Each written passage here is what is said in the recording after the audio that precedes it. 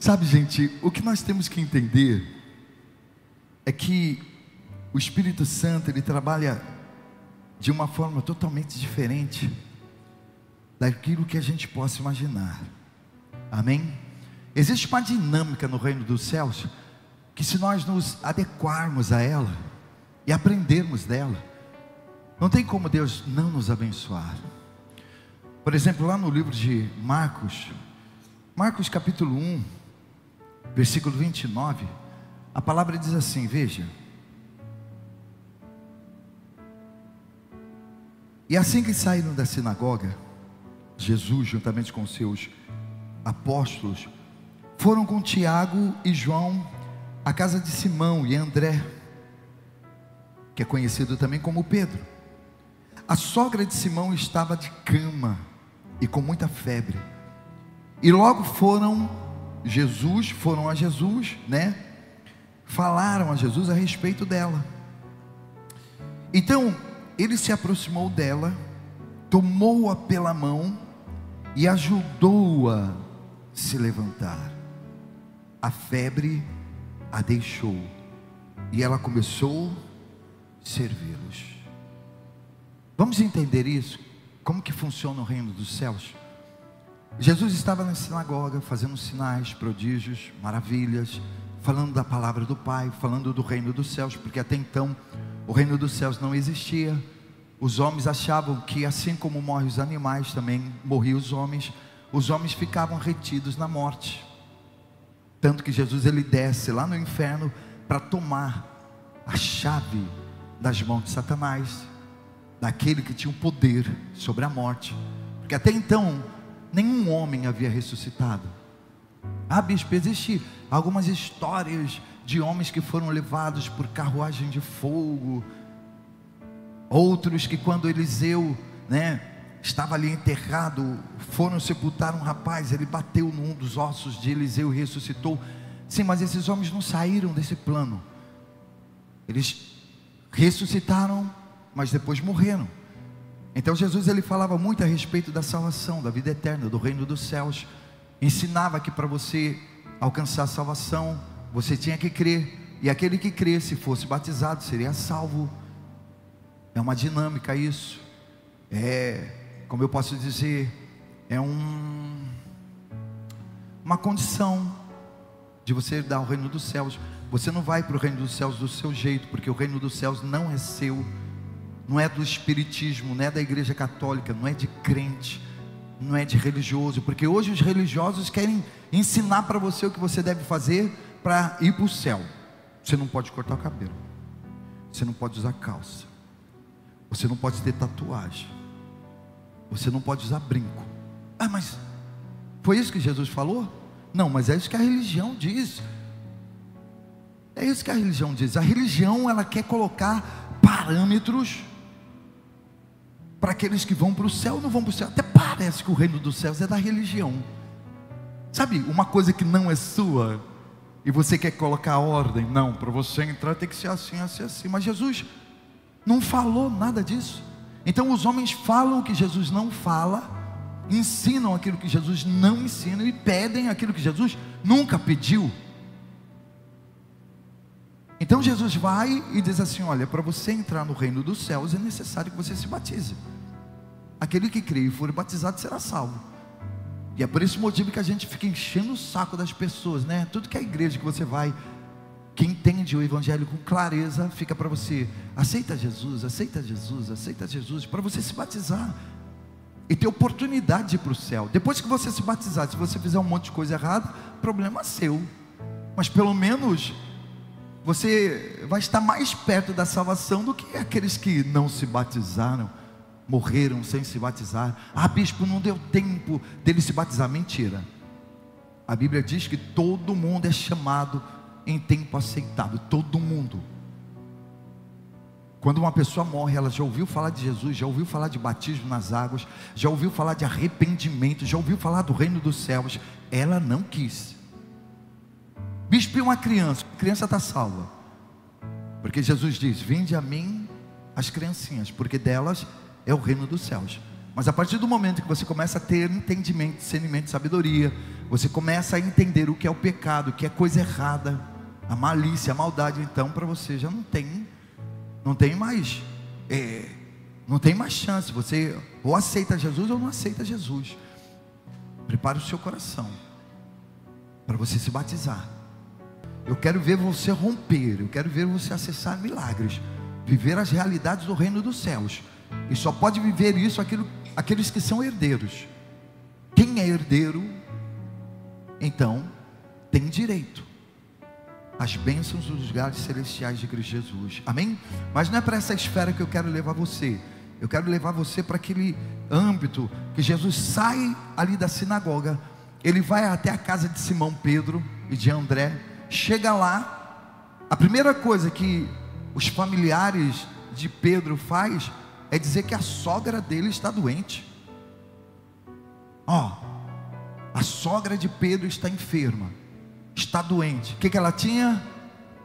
Ela tinha uma febre. Aí, na atual circunstância, a gente olha e diz assim: uma febre.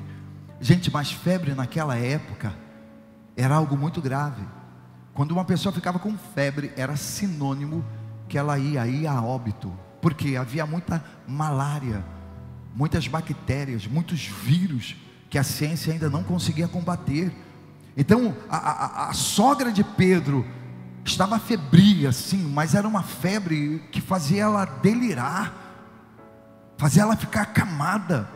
Era uma mulher que estava à beira da morte. E a primeira preocupação não foi nem de Pedro, nem de André, foi de alguém. A Bíblia não cita o nome, mas foi alguém de dentro daquela casa, que não quis saber de mostrar a casa para Deus, não quis saber de mostrar a casa para Jesus. Porque geralmente quando uma pessoa vai na sua casa a primeira vez, o que você faz? Você quer mostrar a sala, quer mostrar o quarto, quer mostrar o banheiro, quer mostrar a cozinha nova que você planejou e está lá pronta, está feita. Leva no fundo do seu quintal para mostrar a sua piscina. Não, aquelas pessoas, elas focaram justamente em quem estava doente. Porque existem determinados momentos na sua vida que, se você não buscar Jesus focando na cura de alguém, na libertação de alguém, aquela pessoa morre, aquela pessoa continua perdida. Então eu quero chamar você nessa noite para você focar no seu problema. Esquece trabalho, esquece dinheiro, esquece bens materiais e foque no seu problema. Foque naquele filho que está doente, foque naquele marido, foque naquele esposo, foque no seu problema e leve Jesus direto ali naquele seu problema, através do seu jejum, da sua oração, do quebrantamento do seu coração, porque a palavra diz que um coração quebrantado e contrito, Deus ele não despreza. Então pegaram Jesus e levaram direto à sogra de Pedro. Agora observa isso. Quando Jesus chega diante da sogra de Pedro, o que ele faz? Ele toma ela pela mão, ele levanta ela, e depois que ela fica em pé, ela é curada. Não, acho que você não está entendendo. Você não está entendendo.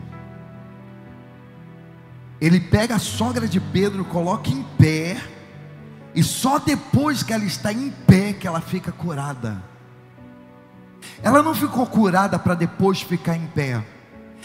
Ela não foi liberta para depois ela ficar em pé. Não, ela foi colocada de pé para depois ser curada. Então isso significa que primeiro você tem que ficar em pé. Nessa noite nós colocamos você em pé para adorar, para louvar, para glorificar o nome de Jesus, porque é assim que o reino dos céus funciona. Não é para você só depois que for curado, liberto, abençoado, ficar em pé e glorificar a Deus, porque existem pessoas que são assim: não, só depois que eu prosperar, só depois que eu comprar o meu carro que eu vou para a igreja, só depois que eu ganhar esse dinheiro que eu vou dar meu dízimo, só depois disso, daquilo outro que eu vou servir a Deus. E não é assim. Não é assim. Para você romper, você tem que ficar em pé. Você tem que começar a adorar, mesmo sem forças, mesmo fraco, mesmo debilitado, mesmo sem perspectivas, sem esperança, mesmo que você não veja o horizonte, não veja uma saída. mesmo assim você precisa ficar em pé. Sabe, é como a gente tem dito: sirva esse Deus, mesmo nas dificuldades, mesmo sentindo dores. O lugar mais seguro para você estar é do lado dele, é adorando a Ele, na alegria ou na dor, não importa. Uma hora o milagre acontece na sua vida. Quando a gente fala para você e dá o exemplo daquela mulher que há 38 anos ficou dentro da igreja, todos os sábados ela ia no templo, 38 anos, não significa que você vai ter que esperar 38 anos, mas para milagres acontecer, você tem que esperar, você tem que aguardar. Por que muitas pessoas desistem? Porque elas não creem no milagre. E aquela mulher durante 38 anos ali, esperando, confiante, e não tinha nem nome, as pessoas não conheciam ela nem pelo nome, mas ela estava ali na sinagoga, até que depois de 38 anos, Jesus olha ela, endireita a vida dela. Eu não sei como está a sua vida. De repente você tem andado encurvado, nada tem dado certo, nada vai para frente. De repente você está vivendo os piores momentos da sua vida. Você não vê projeção, não vê um horizonte, anda encurvado, só cabisbaixo, sem probabilidades, sem perspectivas. Mas se você permanecer com Jesus, vai chegar uma hora que Ele vai endireitar a sua vida. Veja, Jesus, Ele vai endireitar a sua vida. E só consegue acreditar nisso quem crê numa palavra, quem caminha embaixo de uma promessa. Não, mas a sua vida está totalmente destruída, e mesmo assim você continua indo na igreja. Não, eu continuo indo, sabe por quê? Porque eu estou caminhando embaixo de uma promessa. Eu tenho um Deus, eu creio que esse Deus, por fim, vai se levantar ao meu favor. Eu creio que eu tenho um Deus que não vai me deixar no Hades, não vai deixar minha alma ver a corrupção, e por fim Ele vai se levantar ao meu favor. Eu sei disso. Isso é fé, isso é confiança, é você andar com essa esperança, sabendo que a qualquer momento, olha para mim, a qualquer momento você vai romper. Se prepare, igreja, se prepare, igreja, sabe, nessa pegada que a gente está indo, nessa dimensão que nós estamos indo, do jeito que nós estamos conduzindo o rebanho, do jeito que os irmãos estão se portando, que os obreiros, os voluntários, os pastores estão se portando, do jeito que nós estamos orando, buscando, pode se preparar, porque nós vamos romper, nós vamos viver o novo. Nós vamos ver milagres, vamos viver milagres. Nós estamos caminhando no rumo certo. Só permanece, só venha. Eu não sei se você vê, cada quarta-feira isso daqui está ficando mais cheio. Cada domingo isso daqui está enchendo mais, porque as pessoas estão entendendo que na alegria ou na dor, elas têm que louvar ao Senhor. Não importa, na alegria ou na dor, nós vamos estar na presença de Deus, porque nós escolhemos isso, nós cremos nisso. Quando a pessoa vai perdendo a fé, ela vai esmorecendo, ela vai voltando atrás. Repete assim comigo: Senhor Jesus, porque eu decidi, eu escolhi viver embaixo de uma promessa, de uma palavra. O mundo me persegue, o mundo me assola, pessoas fazem de tudo para me desistir, para me desanimar, para eu voltar atrás. Mas eu quero declarar nessa noite que eu não vou voltar atrás, eu não vou retroceder, eu não vou desanimar, eu não vou desistir, eu vou continuar olhando para o autor e o consumador da minha fé, porque eu tenho esperança, Senhor, que o Senhor, ao seu tempo, irá se levantar ao meu favor. Eu creio que eu viverei promessas, eu viverei milagres, eu creio que eu viverei coisas novas, as realidades, as verdades, o poder do reino dos céus se manifestando na minha vida. E não tem diabo, diga comigo, não tem diabo, não tem capeta, não tem demônio que vai me fazer voltar atrás, mesmo doendo, mesmo ferindo, mesmo machucando. Eu prefiro acreditar na tua palavra, nas tuas promessas, em nome do Pai, do Filho e do Espírito Santo, em nome de Jesus.